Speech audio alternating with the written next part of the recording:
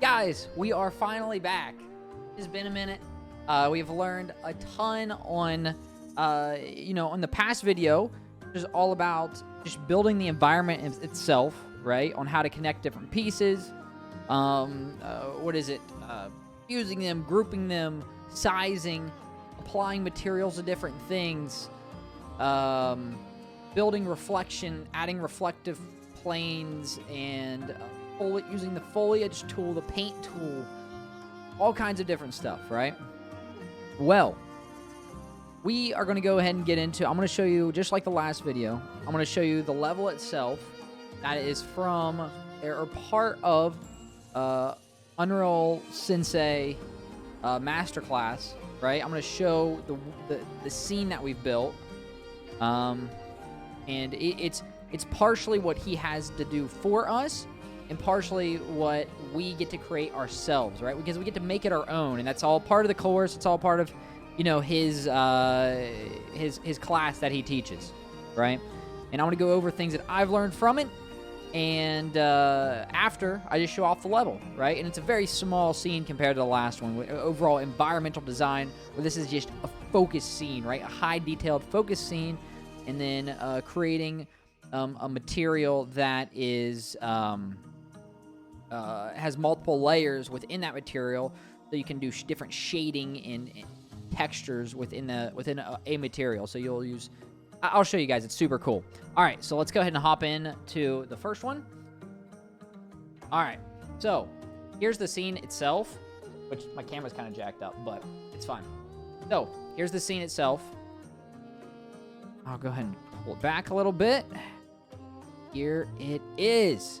It's an alley. It's a dark alleyway.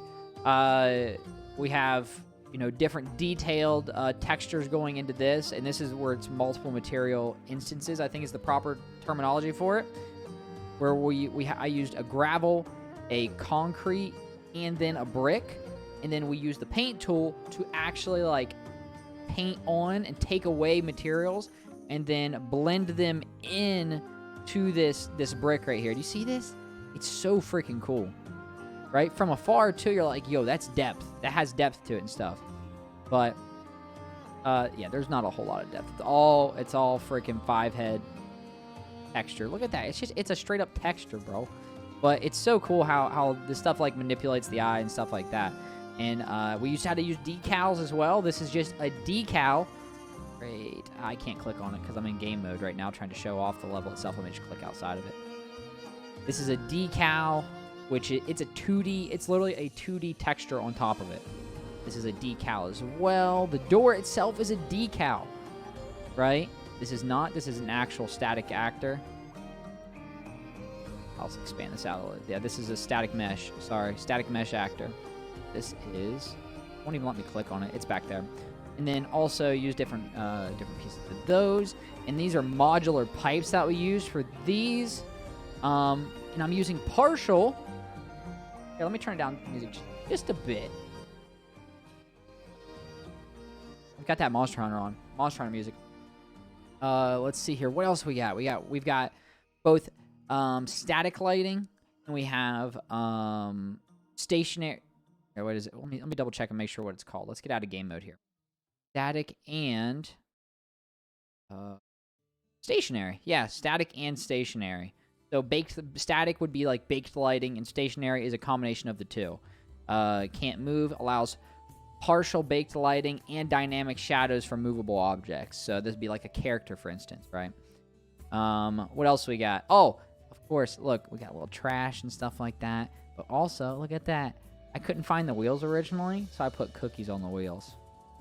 We learned how to use a few different things on Quixel Bridge, which was super cool. And there is this secret tool within Quixel Bridge that creates a combined material instance, which is how we did this right here with the what is this, concrete, and then this rocky concrete with the brick, right, and how it molds together. And the same thing actually for this material as well.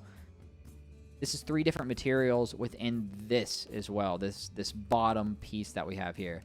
You see how the lighting moves off the reflection? So cool. So cool, guys. All right, so let's get into some of the things that we learned within this. We're gonna have to just leave the camera as is. It's bothering me a bit. We're not gonna worry about it, okay? Let me fix my audio a little bit here. Okay, maybe that may have fixed it a little bit. I don't know, but that's fine. All right. Oh, I messed up my lighting from moving that. Whoops. That's fine. We'll have to just deal with that. All right, so for starters, I'll go over some of the things with lighting that happened at the end of the video, and then kind of progressively work our way back, because I worked on this scene for about, it took me a long time to do this one as well, with just me sitting down and just focusing in on it, as well as whatever. I'm getting better at it. So one thing that we did with the stationary lighting is, you see how this this character, how the lighting is actually moving with the character here. Here, check it out. We'll go lit. We'll go to optimization. No, not light. Light only. Here we go. So that is stationary lighting. Awesome, right? And it's coming from these two square rectangle lights. And you guys already know, I try to keep everything as organized as possible. I've got my lighting in this folder. My static mesh is in here. And then I didn't place all the bricks and stuff, because after I ungrouped the bricks, all hell broke loose, which I should have before I went through the video, because I like to keep everything organized and separated for easy, what is it?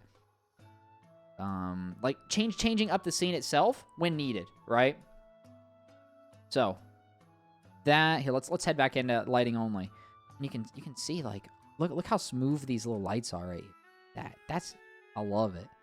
Looks so good. I'm getting a little sidetracked. All right, lit. So, there's that. Let's check out the decals, too. So, decals are literally 2D textures. See how this moves around? And we also created, within that class, we created a new decal, a new parent decal for the MS decals. So for decals in general that are going on ground, on the walls and things like that with moisture, because they react better with the moisture. Like right in here, they'll react better with the moisture, so it's not like it's just a sticker over top of the concrete, right? And I'm gonna go ahead and pull up that parent blueprint right now.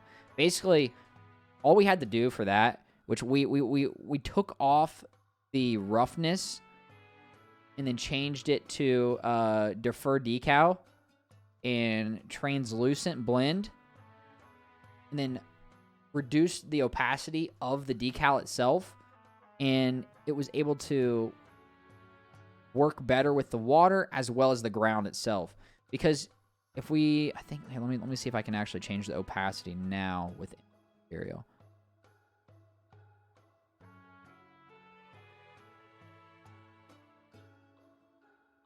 See, look at that. We'll increase that, and it should. See, that's taken all the way down, and then let's increase that, and it's starting to blend with that concrete a little bit better with this material blend. Let me go ahead and head back into that one as well. Here, let me pull that up actually right here. I have another window over here on the side to go over those different blends. But so that's stickers and decals, and the same thing with this. We have a decal layer on top of this, and with the decal layers, which was super cool, you can actually place orders. So see right here, may have to zoom in a little bit because I'm using that this high resolution monitor, this 2K monitor. But right here, order number 1. So the higher the numbers are, it'll start layering over top. So the door itself, I have it as order number 0 for this decal, layer 0. And let's do this test. So if I switch this to 2, and this one's 1, this let me go and switch it. You can no longer see those water droplets, right? Or what is this called? Leakage, right? From the water or the pipes, the rust, whatever's coming off of this from over time, it weathers and stuff like that. It's the same effect that we're getting off of this right here, right? See how the pipes are kind of rusting? The water's coming through. Same exact thing. We put that over top of the garage door as well. Otherwise, let me go ahead and here. I'll get rid of the visibility. Now the garage door, it doesn't have that same visual effect to it that it looks like it's been here for a minute, right? Just like the rest of the scene, it's like, oh, brand new garage door in this crappy alleyway. No. We'll keep that. So there's a lot of these really cool decals within Quixel that you can use that are perfectly okay as long as you use them with Unreal Engine 5, which is super cool. Everybody who's imported those. I'm going to go ahead and get rid of this actor for now. We got us a trash can and things like that. Something that I noticed, and he was talking about as well, is if you're using nanite objects, it seems that not all of them... If you're using nanite objects, it seems that not all of them are work great with the baked lighting, right? What do I mean by that? So let's go into here. Let's go into optimization, light density. So every one of these blacked out objects are nanite objects. Every single one of them. And then the greens... Okay, we'll get into that in a sec. So all these objects I kept as nanite objects because they look good. Based on distance, they optimize themselves differently. So you can have, you can have these beautiful mountains, for instance, in the distance with a nanite mountain and the different... It's not polygons. It's like triangle, voxel triangles or whatever. Still shows the effect. Let's go here, nanite visualization. Triangle, clusters. They're called clusters. So see, as we back up, the clusters change. See these different objects here that they're changing. Same thing, we'll go triangles. Here we go. Yeah, they are triangles. But, for this high, this very compact scene, we're just going to get straight high visually beautiful textures and objects. Again, my terminology is probably off, guys. Give me some grace on that. I'm gonna work on that. Work on my terminology and stuff, so it's easier to talk to you guys about this stuff. But again, it's still not. I'm better off to use objects with different LODs on them, especially for performance. From my understanding as well. And if there is a variation to that performance for nanite versus textures with different LODs with less dense triangles, let me know. But from my understanding, the nanite is still not the way to go when it comes to performance right now. Everything looks beautiful, right? And I could still use those beautiful mountains in the distance and things like that, it seems like. But or it would even be better probably just to use a 2D mountain off in the distance, for just visually for the whole ambiance and things like that, right? Or cityscapes and stuff like that. But again, that I kept those, and there is some issues with nanite and baked lighting. So baked lighting. Okay, so let's go into here. Let's go into level, where is it? Optimization viewport, light, no, not light complexity, I'm sorry. Light density. Okay, so this is the last thing that we talked about. So there's different levels of light density based on the number of,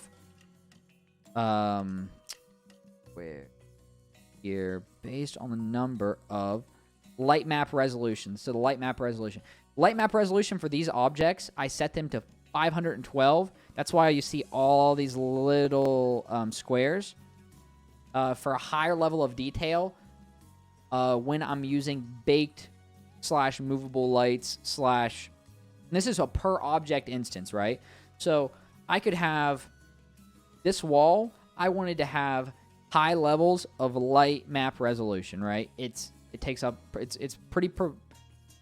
lot on performance and stuff when I have all of these high light map resolutions in the scene. But again, this is a static scene. It's literally visually just to show off what I've learned, what has been done within the scene, and what we can... It's also nice for like incremental performance improvements and stuff like that we can learn from, right? So for this, we have it at 512, and based on these lights that are coming down here and here, it's going to capture all of that, all the light mapping and stuff like that off of this object. I don't know how it affects these nanite meshes, and you can see this is the density on all of these are a little too high, and I'd have to go in for the foliage. That's why they're red. See how dense these are?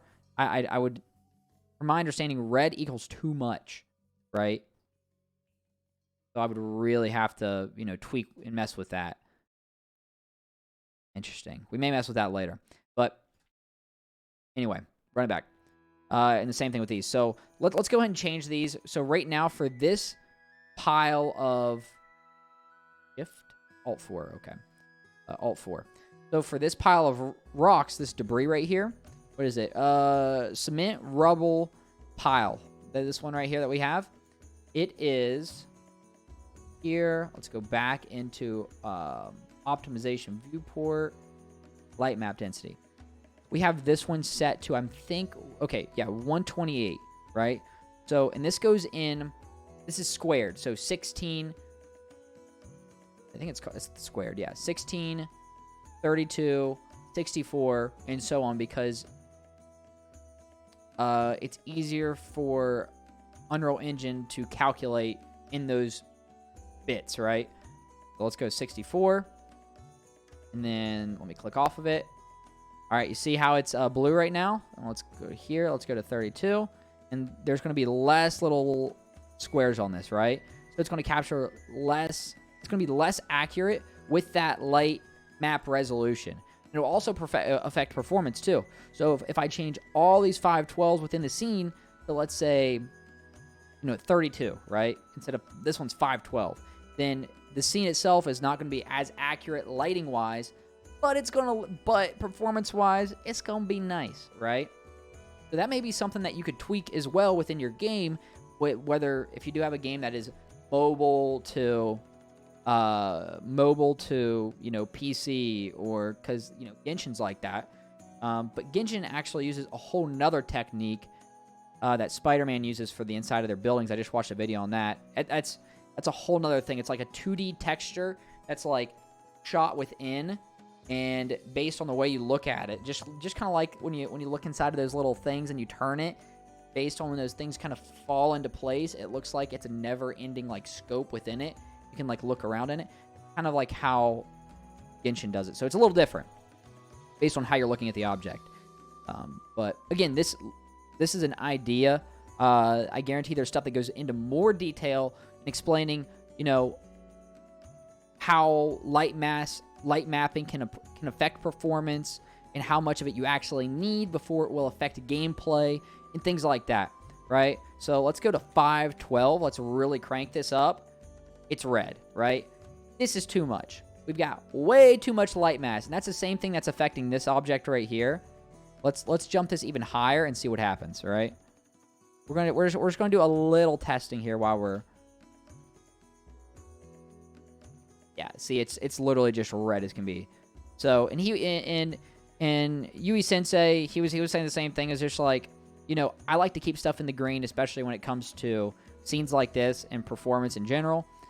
But it's going to also depend on what kind of PC you have, because I have a 3070 in this PC, and I think a 5000 series 5000 series Radeon processor, AMD processor, Radeon, or I can't remember, but it's something like that, and I have 32 gigs of RAM, so I have a very performant PC, and this is not, nobody else, somebody who has a lower end PC is not going to be getting, 100 FPS off of this, so that's something else to kind of take in consideration. Let's get off of light map density, and let's get into some of the materials that we've kind of worked on. What he was going on about was like on creating a parent material based on Quixel bridges already used. Get off those.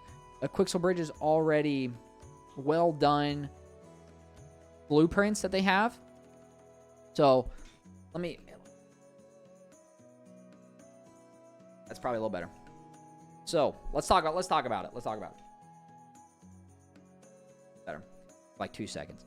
So let's go window. Let's go Quixel bridge. I'm gonna pop in here and just show you guys real quick, right? I think I actually already have a map. I already have one made. Let's go to materials. I should already have a good parent material made. Sample master. All right, let's go into it. All right, pop it up here.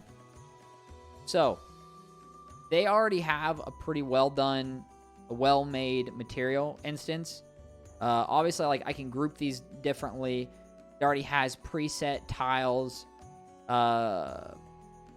mapped out tiles that we can use for. Let's see here. This one is specifically just changing the material's location, right? We can set different default values for this master material. Okay, so I'm getting a little bit of rant here. So the master material itself, what we can do is set preset default values for this, and then each child master material that we end up making will take those presets and be used for the other materials, right? What do I mean by that? Let's say we want every single child material that we make off of this master to have tile U, a tile location U, which is one of the baseline tiles. No, offset is offset of that. So this is the number of, let's say a wall. Let's say there's a square, right? And there's 4 squares within this square, right? And then I put the default value to 2 instead of 1. Then, so 2 U's, and then 2 on the U and 2 on the V. Then that 2 by 2 will then be a 4 by 2, right? There'll be 4 here, 4 here, 4, 4, right? So based on the tile units, and I can go ahead and play with something. So let's make this 2, make this 2, right? And let me change this to perfect. Here it is. So you see this, right? Let's go 1, 20, 21.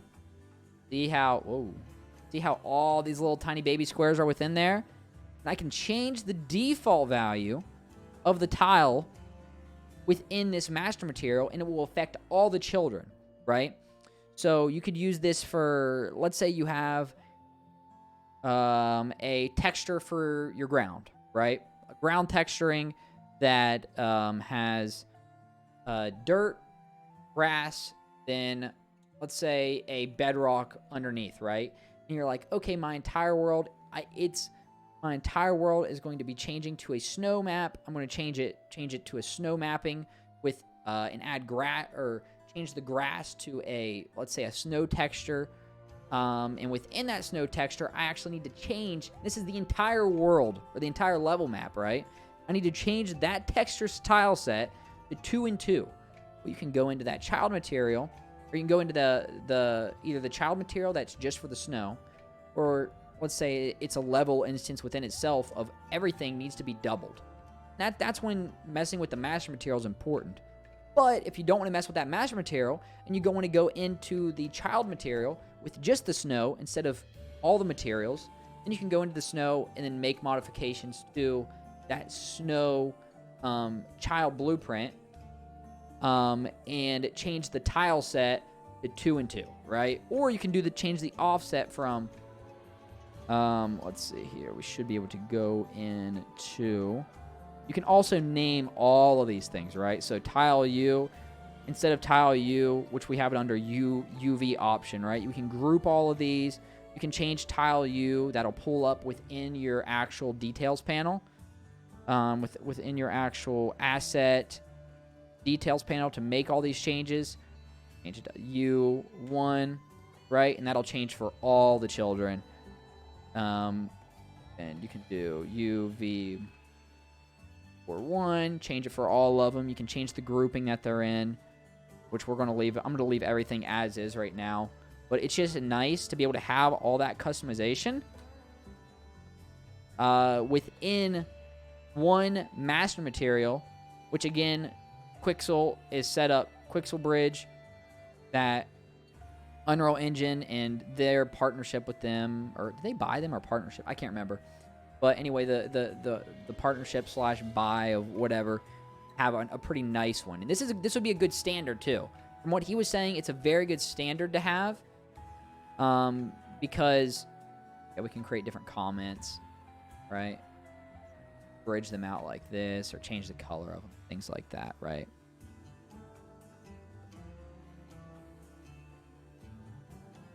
So it's good to have a standard when it comes to this stuff, because if you have a team of people working on these things together and you don't have some sort of standard, then that's where you're going to get in and cause some issues.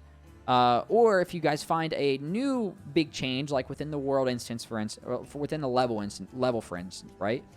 And you want to make that big change, right? Let's say changing for some weird reason, right? Changing the albedo brightness from 1 to 1.1 has this crazy 10% performance gain, which doesn't make any sense, but bear with me, right? Or what may make more sense is being able to change the tile density from 1 to 1.1, right? And it has, you don't take that much performance hit, but everything looks so much better within the world. You know, whatever, because it adds an extra additional tiling to, let's say, your floors or something, right? Then that's something that you can do with the parent material, and it will just do a mass change to everything within the world, which is super cool, right? Or something else that he showed us, which was pretty dope, is you'll go in here, right? Let's see.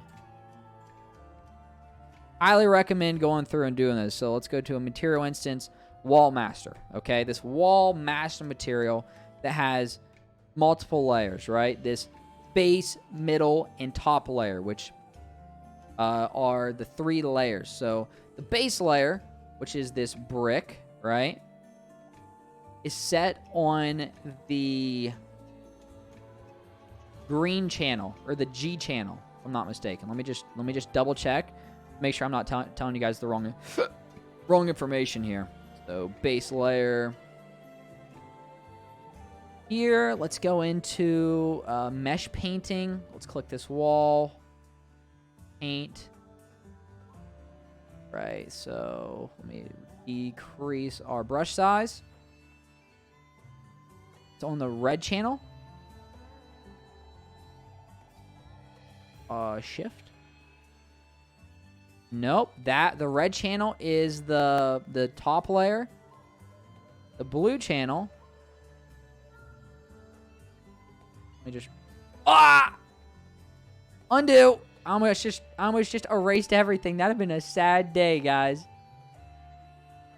Okay, the green is this concrete layer, or like, what is it? What is the technical term for this? Industrial concrete versus rough concrete. Okay, this will be the rough concrete. So green channel is the top layer, right? Green channel is the top layer. Blue channel. For some reason it's not letting me do it. Am I just dumb, bro? I don't know how to actually. Yo. There's that. See how it's blending? That's the red channel. For some reason the blue channel is not. Huh. Maybe it's control? Alt? No? I'll have to look into that. But anyway, going back to what I was talking about. Like I said, we're still learning, guys. Hey, we're still learning. There's a lot to learn. So that kind of gets into a little bit of the details of, like, you can create a multi-layer master material instance wall master material with 3 different materials, and then create different layers, and then be able to blend those materials together seamlessly. It's pretty incredible. Pretty incredible. Let me show interactive. Yeah. Oh, so all of these that you guys see right here. Let me go into this real quick. 1 sec here. Yeah, let's. Yeah, no, go here, here. So let me go in to create a. We're gonna create a material, one of those master materials, like he did. So let's see if I can remember this. So what he did was it's hidden within Quixel Bridge apparently, which is it's weird how you have to do it. So you'll take 3 materials instances, okay, or materials. I'm sorry. Just do something weird. Let's do. There's right wall. Go in. Mega scans. Texture. Looking real stupid right now. It should be materials, right? Okay, here we go. I'm gonna go into my mega scans because these are what Quixel Bridge assets I've scanned in. The material instance, flex pick, concrete is our base layer, right? And then dirty plastic. This will be interesting. As our next layer. And then chocolate chip cookies our next layer. Okay? Then we'll go back into window, bridge, right? Control, click those. Go into one of these. Hey, go back. We'll go into one of these. We'll click this thing all right here. Boom. It pulls up mega scans. Auto-populate foliage printer. That's fine. And then we'll pick the location. It'll be in the blended materials. This will be test cookie. We're going to create the material blend with the 3 different materials that we picked. Boom. It's created.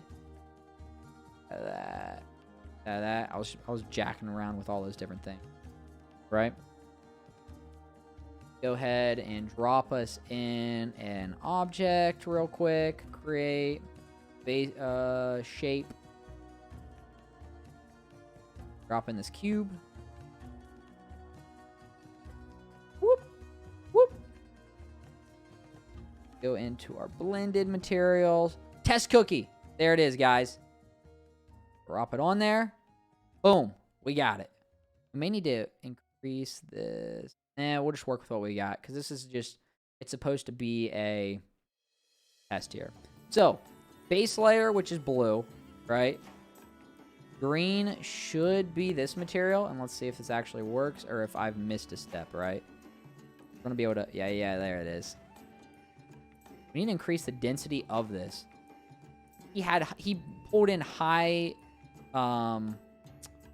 density...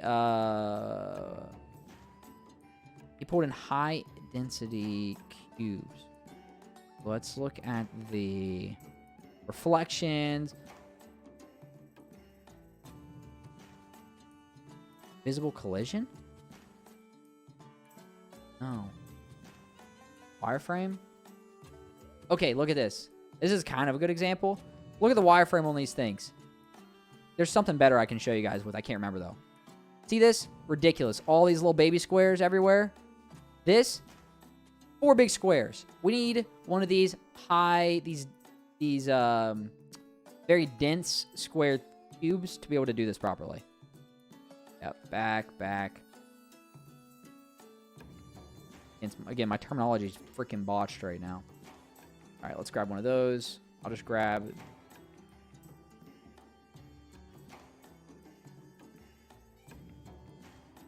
Pull that over. Rotate it. Crank this bad boy.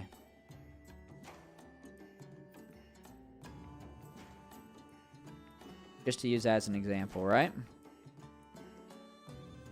I'll just use this lighting right here for the time being. So, that material, test cookie. Drop her in. It's looking a whack, bro. That's fine. I could have used something a little bit better, but that's fine. Then we'll go into mesh paint. Paint. So we're on the green channel, which should be the other layer. There's the cookie layer. Wait, that's the cookie layer? I thought cookie was our top layer. That means this is our other layer. We can get different blends with it and stuff like that. See, you can do 3 different materials. And again, I would definitely recommend watching his video if you guys are going to end up doing this, because I'm going to have to go back into that video to be able to do these different material blends and things like that. But this is so big when it comes to doing environments and stuff like that. Because if you can do this material blend, these type of things, and then base it on the terrain's elevation, then you can that's where you can get like below sea level. For instance, you can do below sea level, then ground level, which is just like baseline grass. Then as the mountain grows, then you have that dirt / grass layer here. And then above that again, once it gets baseline again, you'll have the grass layer. You can do some cool things with this. You can do some super cool things with this. And just freaking, after you build the map itself, you just drop the entire texture on there. And if it's smart enough, realistically, you should be able to populate the whole world with the right textures or the material instance needed based on all the parameters that you set within the blueprints, right? So, dude, it's so cool. So cool. So, let me get rid of that. Jacked up looking cookie. Hey, yeah, I showed you guys my cookie wheels. I couldn't find the wheels originally for this. And I found it eventually, and I just ended up putting it in the background of the scene. But I was like, I'm gonna put some cookie wheels on that. You feel me? So we put it as cookie wheels. All right. So after that, what else we got? So baked lighting versus the ladder. It's kind of a big deal. But let me get into the. So let's do this. Let's do this. So, what he was saying is if you want multiple, like, color instances of this, let's say this material right here, right, for the piping, right, all these different pipes, right? By the way, remember, you be smart with the assets that you use. These right here are just these pipes created with a different material instance. I created a child of the original material instance right here. I think it's Control B. Pulls this up. Right here, I can create another material instance and create a lighter version of this pipe. So it looks like it was meant to be protecting the wires within it, even though it's just a little baby pipe. But for any of this stuff, creating different material instances to add different effects to the pipes and things like that, that's a big deal, guys. Definitely do that if you're really looking in, wanting to add more depth and detail to the world.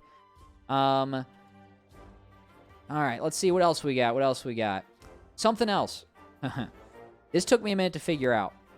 When it comes to the, which he didn't explain this in the video. It's fine. It's fine, though. But these decals, right? Okay, let's use this one. This is a super easy. It's a visible decal, right? So it's based on a few different things. One, this, what is this? This is the x-axis right here. I set mine to like 0.05, so where it's super thin. See how thin this is right here? This green here to here. I made it super thin. Why? You have this, and then let's say put it up against. Let's make this 0.2, for instance. Okay. Let's expand out this box. See how it's expanded out? Now, if we move this up.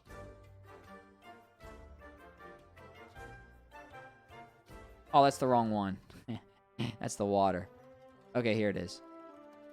But this one's 0.1. This must have been before I figured it out. That's fine. It's still workable. So let me go ahead and expand this out a little bit. So it's 1 right now. See how this box is expanded outwards, right? And also, take note, it's pointing that way. Means that it is going to be placed on the wall like that. Okay? Grab this sucker right here. We're going to move it. In the moment, look at this. The moment it interacts with other real-world objects, zoom out a little bit. Pull this out a little bit more. I am stupid. There we go. It's going to start, what is it? Like cropping over top of different objects. You see how it's painting over top of this and over top of this. and things like that. So it is important. Look, see how it's doing this now? It's important to keep this very, very thin into the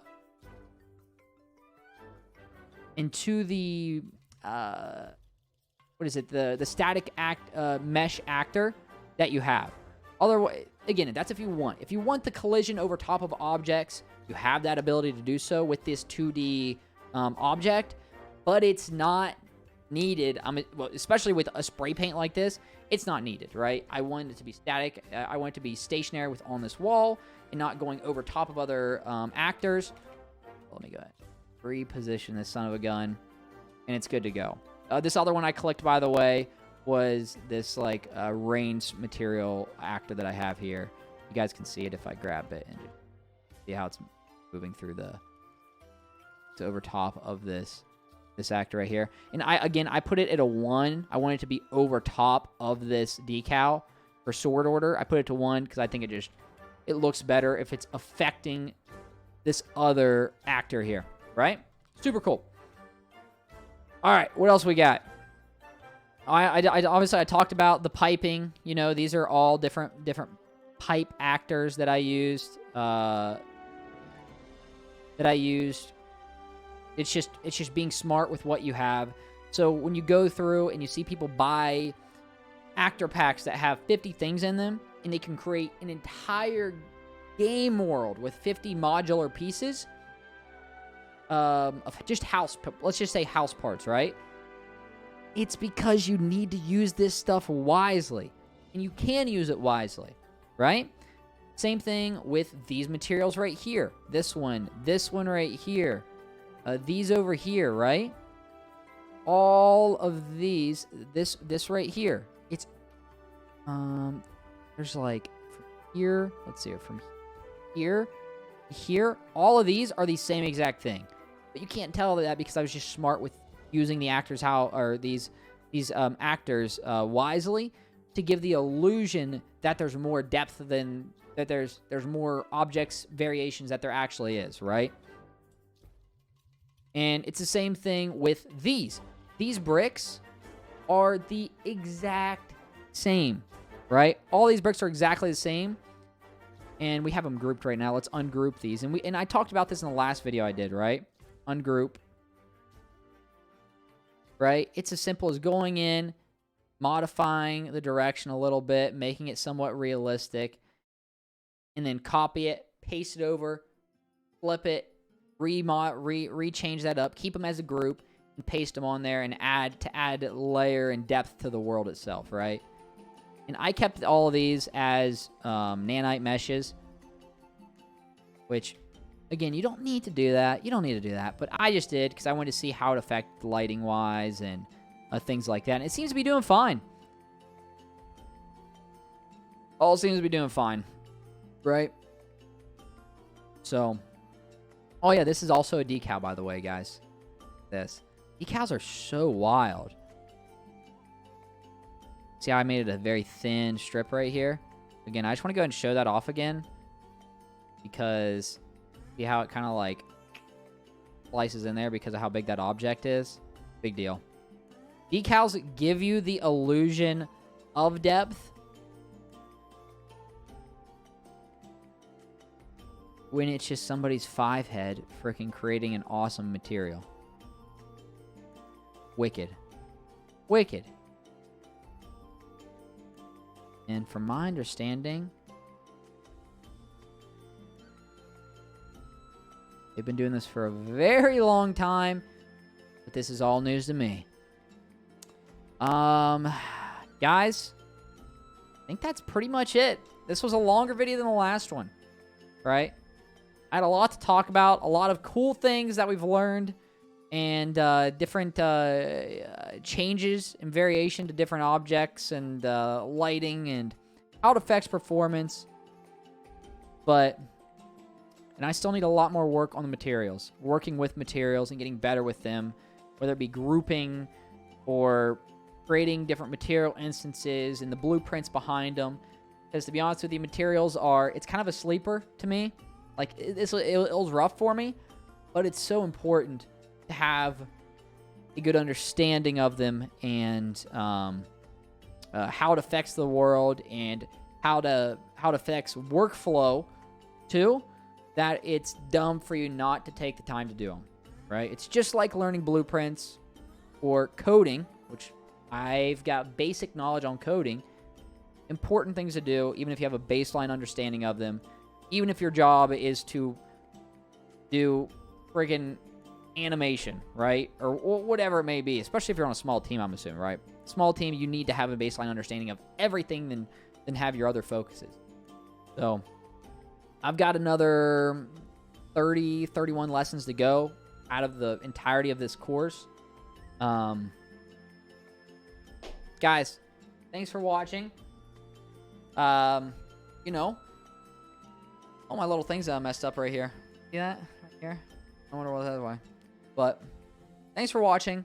We'll get back at it and make some more content and see if we can't. That was an easy fix. Make some more content and I'm starting up animation and rendering next. That'll be interesting. It'll be real interesting. But have a good rest of your day, guys. Have a good rest of your night. Please slap a follow. This channel is going to be more than just me playing video games. I would love to put more of different creations and things that I've made as I progress, right? As we progress in this new career path that we've got going on here.